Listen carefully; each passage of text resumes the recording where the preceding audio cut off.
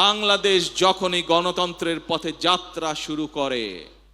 কিছু মহলের সেটি পছন্দ নয়, এবং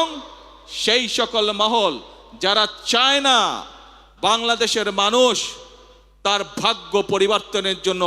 পরিশ্রম শুরু করুক, যারা চায় না বাংলাদেশ পৃথিবীর সাথে পাল্লা দিয়ে সামনে এগিয়ে যাক, সেই মহল ষড়যন্ত্র শুরু করে অতীতের মতন। অতীতে যেমন তারা ষড়যন্ত্র করেছিল, প্রিয় ভাই বোনেরা, তাদের সেই ষড়যন্ত্র কিন্তু 12 তারিখের আগে যখন সফল হয়নি, 12 তারিখে যখন তারা দেখলো বাংলাদেশ তো আবার জনগণের সিদ্ধান্ত মোতাবেক চলা শুরু করলো, বাংলাদেশ তো আবার গণতন্ত্রের পথে চলা শুরু করলো, তখন নতুন করে তারা ধীরে ধীরে বিভিন্ন রকম ষড়যন্ত্র শুরু করলো।